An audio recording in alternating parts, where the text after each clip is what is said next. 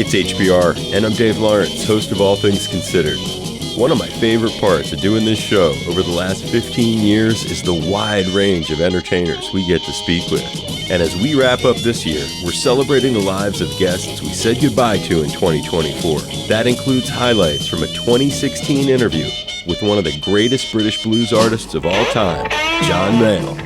And he took us back to the remarkable times when he perhaps got closest to his own musical heroes.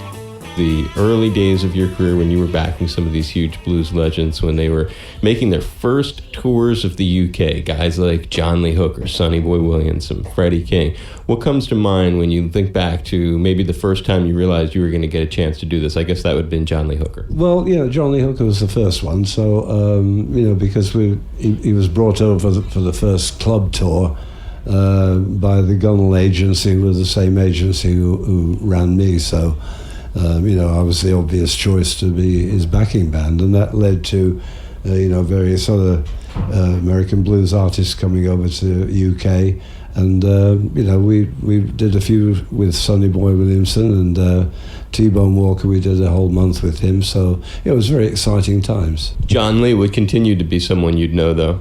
Oh yeah, he traveled around with the whole country in a van. Freddie King, what was the experience like? I sat in with him quite a few times, and of course he was one of my heroes, and we got along great.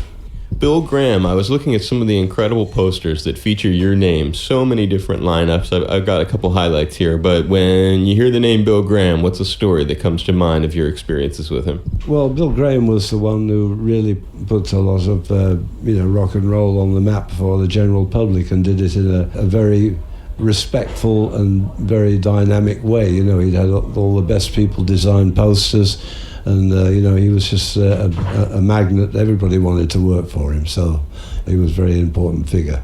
You're on some really cool ones. Some of the ones are Fillmore and Winterland with Jimi Hendrix and Albert King on the same bill.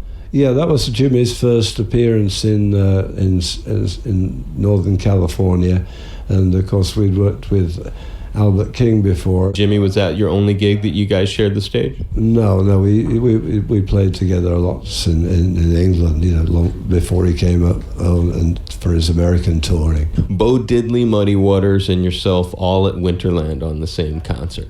Yeah, I remember that's the only time I met Muddy face to face, so that was an exciting bill.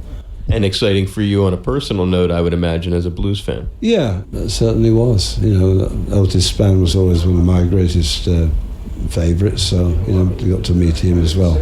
And your final question, are there any other artists that you've gotten to play with so many people, share the bill with so many others, record with many people who looked up to you as a hero? Is there anyone that you still desire to maybe do a collaboration with, something that's unfinished business, sort of?